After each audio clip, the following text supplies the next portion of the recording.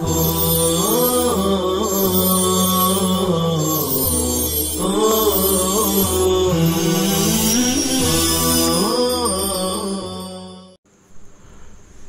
اللہ الرحمن الرحیم الحمد للہ رب العالمین والصلاة والسلام علی سید المرسلین وعلى آلہ واصحابہ اجمعین۔ عزیز طلبہ، السلام علیکم ورحمۃ اللہ وبرکاتہ۔ یہ حسامی کا سبق نمبر 11 ہے، جواز الابدال فی باب الزکاة، یہ عنوان ہے۔ وکذالک جواز الابدال فی باب الزکاة ثبت بالنص لا بالتعلیل۔ ما قبل کی عبارت ہی سے یہ متعلق ہے۔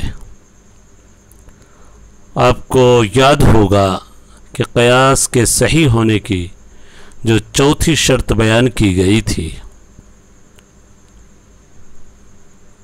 کہ اصل کا حکم قیاس کے بعد اپنی حالت پر باقی رہے، اصل کے اندر کوئی تبدیلی نہیں ہونی چاہیے۔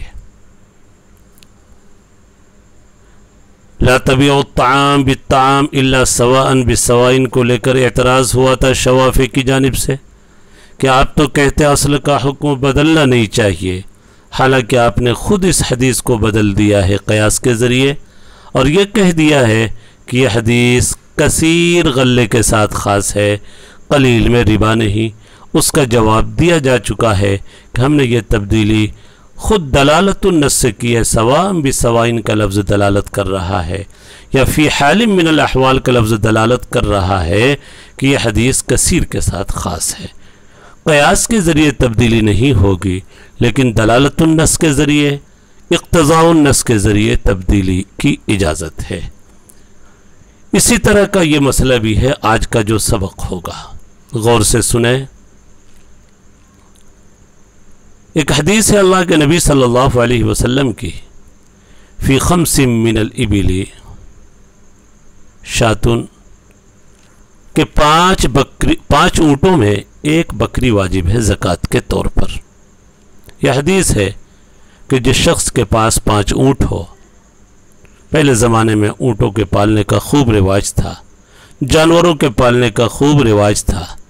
آپ نے قدوری کے اندر شروع کے اندر جانوروں کی زکوٰۃ کی تفصیل آپ نے پڑھی ہوگی کہ جو لوگ جانوروں کو پالتے ہیں بہت ساری شرطیں ہیں کہ وہ جانور سائمہ ہوں، سال کا اکثر حصہ جنگل میں چر کر اپنا پیٹ بھر لیتے ہوں، پھر جانوروں کی ایک مخصوص تعداد ہے، ان جانوروں میں ایسے جانوروں میں زکوٰۃ واجب ہے۔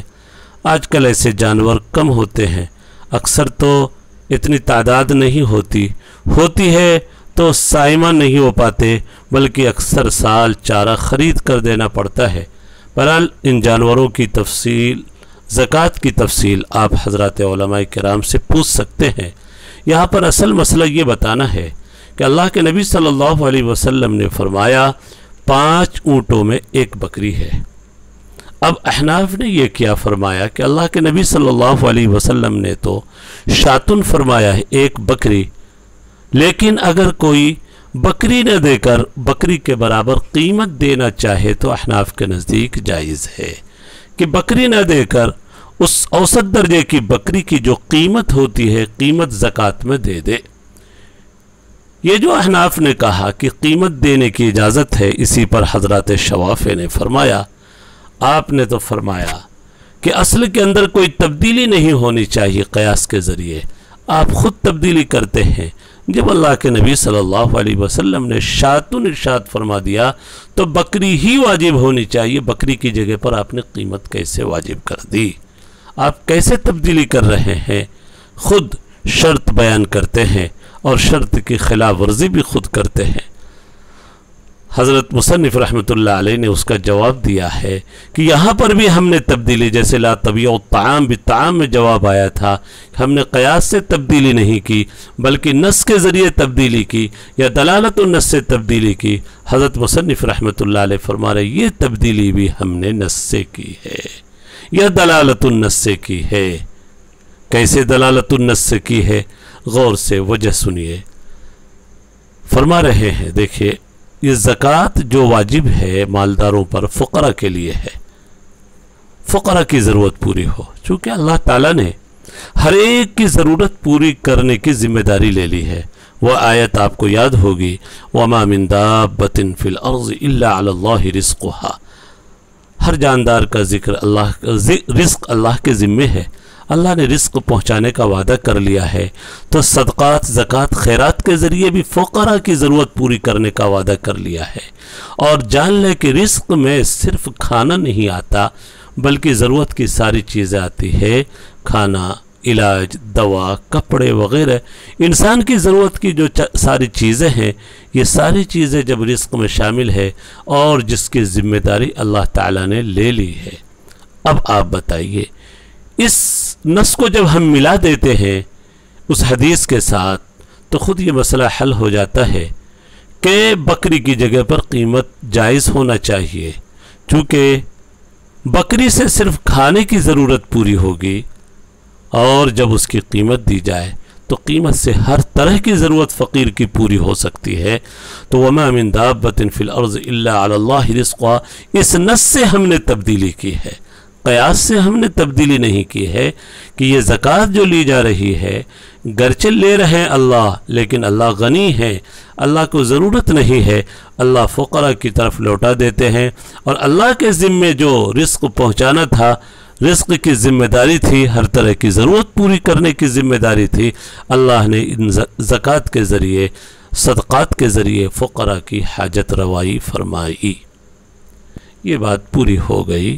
پھر سے ایک دفعہ سنیں، اللہ کے نبی صلی اللہ علیہ وسلم نے فرمایا فی خمس من الابل شاتن، 5 اونٹوں میں ایک بکری ہے۔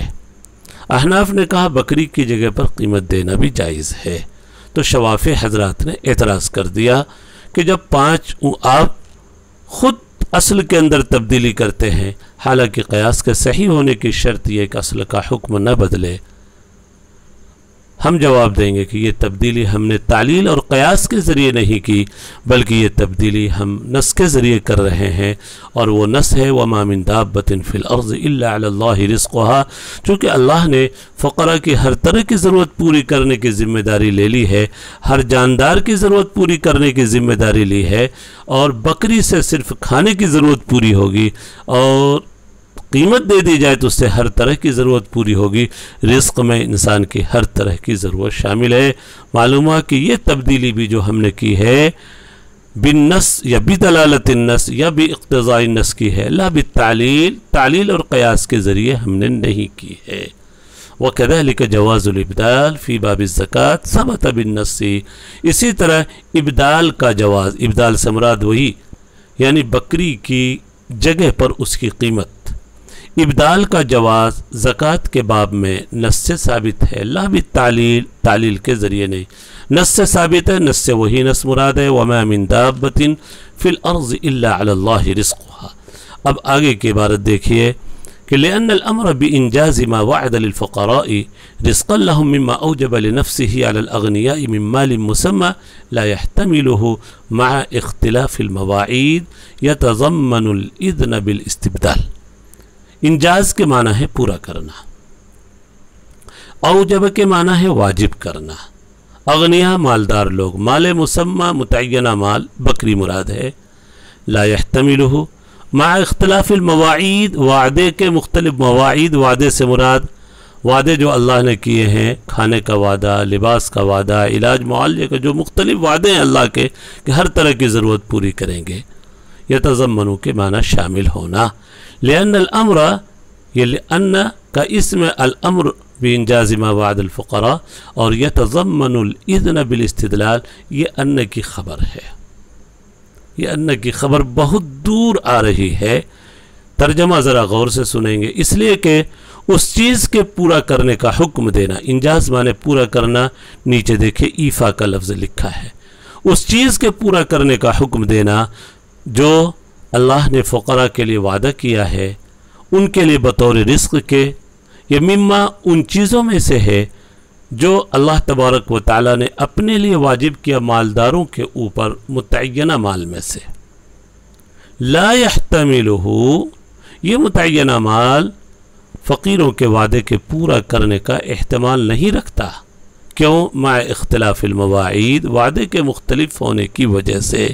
جب بات ایسی ہے تو یہ نص، یہ حدیث، یہ قرآنی آیت خود یتضمن الاذن بالاستبدال، استبدال کی اذن کو شامل ہوگا، یعنی کہ بکری کی جگہ پر قیمت دینا جائز ہونا چاہیے، چونکہ جو بکری مال مسمى ہے وہ اس سے ہر طرح کی ضرورت پوری نہیں ہو سکتی، بکری سے صرف کھانے کی ضرورت پوری ہوگی۔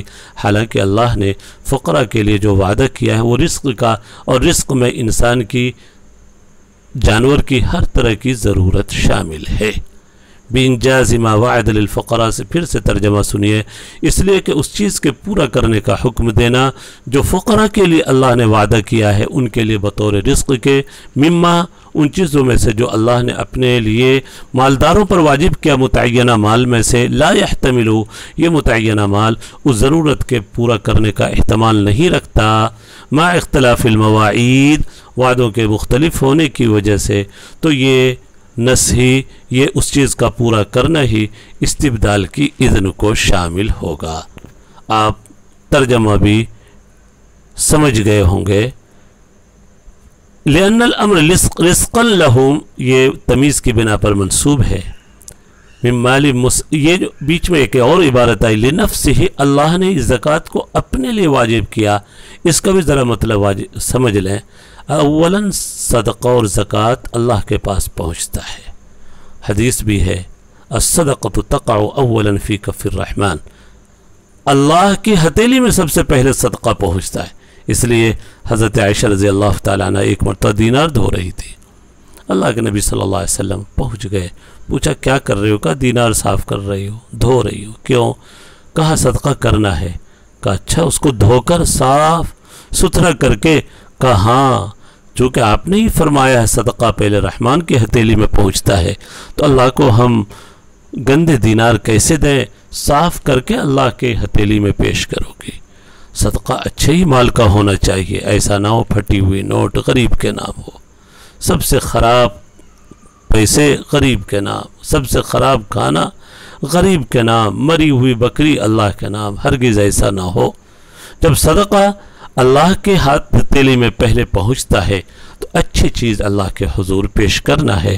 مما اوجب لنفسہ علی الاغنیاء، مالداروں پر واجب کیا لیکن اپنے لیے، پھر چونکہ اللہ غنی ہے، بے نیاز ہے، تو اللہ وہ مال فقراء کی طرف لوٹا دیتے ہیں۔ یتضمن الاذن بالاستبدال، یتضمن الاذن بالاستبدال کے بعد اب صفحہ پلٹ لیں، فصار التغیر بالنص، لہذا یہ تبدیلی نص کے ذریعے ہوگی، مجامعا للتعلیل، تعلیل کے موافق ہوگی، لا بھی، تعلیل کے ذریعے نہیں۔ یعنی یہ جو تبدیلی یہاں پر ہو رہی ہے، جیسا کہ بتایا نص کے ذریعے ہوئی، قیاس کے ذریعے نہیں ہوئی۔ گرچہ تبدیلی جو ہم نے کی نص کے ذریعے، یہ اتفاق کی بات ہے، وہ تعلیل اور قیاس کے بھی موافق ہے، لیکن ہم اس تبدیلی اور تغیر کو قیاس سے نہیں مانیں گے بلکہ نص سے مانیں گے۔ اعتبار کا فرق ہوتا ہے، ہم اس تغیر اور تبدیلی کا اعتبار نص کی طرف منسوب کر دیں گے، تعلیل اور قیاس کی طرف نہیں۔ بات پوری ہوئی، ایک اور آگے کی عبارت ہے، اس کو بھی سمجھ لیتے ہیں۔ وَإِنَّمَا التَّعْلِيلُ لِحُكْمٍ شَرْعِيٍّ وَهُوَ صَلَاحُ الْمَحَلِّ لِلصَّرْفِ إِلَى الْفَقِيرِ بِدَوَامِ يَدِهِ عَلَيْهِ بَعْدَ الْوُقُوعِ لِلَّهِ تَعَالَى ابْتِدَاءً۔ اس عبارت سے پہلے یہ سمجھے کہ مصنف رحمۃ اللہ علیہ فرما رہے ہیں، بلکہ ایک اشکال کا جواب دے رہے ہیں۔ کوئی یہ کہہ سکتا ہے جب تغیر اور تبدیلی آپ نے نص کے ذریعے کی ہے تو پھر قیاس کا، تعلیل کا یہاں کیا فائدہ ہے؟ حضرت مصنف رحمۃ اللہ علیہ فرما رہے نہیں، قیاس اور تعلیل کا بھی ایک فائدہ ہے، اور اس قیاس اور تعلیل کے ذریعے ایک اور حکم شرعی کو ہم ثابت کرنا چاہتے ہیں۔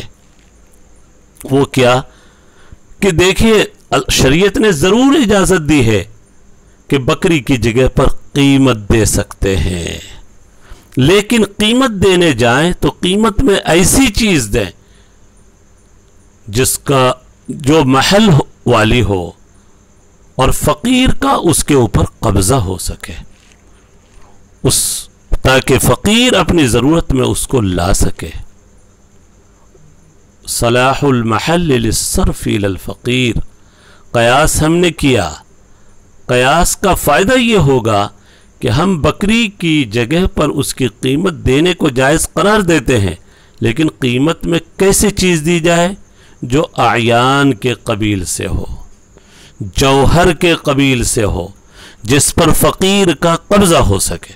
پھر سے سمجھیے، ایسی چیز دینا ہے۔ بکری اگر نہیں دے رہے ہیں تو بکری چونکہ شات محل ہے، عین ہے، جوہر ہے، تو اس پر قیاس کرنے کا فائدہ یہ ہوا کہ ہم اگر قیمت دینے جائیں تو قیمت میں ایسی چیز دیں جو خود محل رکھے، جوہر کے قبیل سے ہو، اعیان کے قبیل سے ہو، تاکہ فقیر اس پر قبضہ کر سکے اور اس پر اس کے قبضے کا دوام ہو۔ اعیان اور جوہر کی قید لگا کر منافع کو خارج کر دیا ہے، منافع کو خارج کر دیا ہے کہ کوئی فقیر کو زکوٰۃ دے رہا ہے، بکری کی جگہ پر قیمت دینا چاہ رہا، لیکن قیمت میں کیسی چیز دی؟ کوئی جوہر نہیں دیا، کوئی عین اور سامان نہیں دیا، منافع دے دیا تو زکوٰۃ ادا نہیں ہوگی۔ کسی نفع کا مالک بنا دیا، نہیں ہوگی۔ مثلا ایک فقیر کو بکری دینا تھا، بکری نہ دے کر ہم نے 5,000 روپے دے دیے، الحمدللہ بڑا اچھا کیا آپ نے، ضرورت پوری ہو جائے گی۔ 5,000 پر فقیر قبضہ کر لے گا، 5,000 کا ایک محل ہے، عین ہے، جوہر ہے، لیکن زکوٰۃ دینے والا ہوشیاری کر رہا ہے، 5,000 نہ دے کر کہہ رہا ہے کہ دیکھو بھائی 5,000 میں تم کو زکوٰۃ میں دیتا، لیکن کیا کروں؟ ایسا کرو، میرا مکان خالی پڑا ہے، مہینے کا کرایہ 5,000 ہوتا ہے، وہ ایک مہینہ تم رہ لو، کرایہ مت دینا، ہماری زکوٰۃ ادا ہو جائے گی۔ یہ نفع ہے، منافع کے قبیل سے ہے گھر میں رہنا۔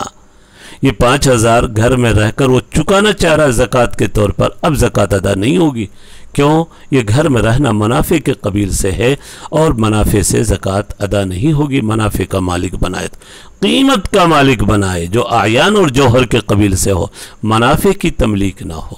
یا کہہ دیا کہ بھائی 5,000 بکری کی قیمت ہوتی ہے، جاؤ تم یہاں سے، میری گاڑی کھڑی ہے، تم کو ڈاکٹر کے وہاں جانا ہے، میری گاڑی لے کر چلے جاؤ، 5,000 گاڑی کا کرایہ ہوتا ہے سورت تک، کرایہ مت دینا، ہم زکوٰۃ میں اس کو شمار کر لیں گے، نہیں کر سکتے۔ یہ گاڑی سے فائدہ اٹھانا منافع کے قبیل سے ہے، اس پر فقیر کو دوام ید نہیں ہو سکتا۔ دوام ید کا لفظ استعمال کر رہا ہوں، آپ غور کیجئے، دوام ید، تھوڑی دیر کے لیے قبضہ الگ چیز ہے، دوام ید تو عین اور جوہر پر ہوتا ہے، جب چاہے اس کو اپنے مصرف میں لا سکتا ہے، لیکن منافع کا حال ایسا نہیں ہے۔ تو قیاس کا یہ فائدہ ہوا کہ ہم نے جو بکری کی جگہ پر قیمت کا حکم دیا ہے، تو ہم یہ کہیں گے قیمت میں ایسی چیز دے جس پر فقیر کا قبضہ ہو سکے، اعیان اور جوہر کے قبیل سے ہو، فقیر کو دوام ید اس پر حاصل ہو۔ اسی کو آگے کہہ رہے مصنف، وَإِنَّمَا التَّعْلِيلُ لِحُكْمٍ شَرْعِيٍّ وَهُوَ صَلَاحُ الْمَحَلِّ لِلصَّرْفِ إِلَى الْفَقِيرِ۔ قیاس اور تعلیل ایک حکم شرعی کے لیے ہے، وہ حکم شرعی کیا ہے؟ محل کا صلاحیت رکھنا فقیر کی طرف صرف کے لیے، فقیر کے اس پر دوام ید کے ساتھ، قبضے کے دوام کے ساتھ، بعد الوقوع للہ تعالی، اللہ کے لیے واقع ہونے کے بعد، ابتدا ید میں، یعنی صدقہ تو پہلے اللہ کا قبضہ ہوگا، پھر فقیر کا قبضہ ہوگا، تو اس کا دوام ید ہونا چاہیے۔ ایک مرتبہ اور ترجمہ، صلاح المحل، محل کا صلاحیت رکھنا فقیر کی طرف صرف کرنے کے واسطے، بدوام یدہ علیہ، فقیر کا اس پر دائمی قبضے کے ساتھ، اللہ کے لیے واقع ہونے کے بعد ابتدائے ید میں، ابتدائے قبضہ میں۔ الحمدللہ یہ 11واں سبق بھی پورا ہوا۔ اللہ تبارک و تعالی ہم سب کے لیے فہم اور سمجھ کو آسان فرماوے۔ توفیق اللہ ہی کی جانب سے ہے، لیکن یہ جان لے اللہ سے مانگنے والے محروم نہیں رہتے۔ وصلی اللہ علی النبی الکریم۔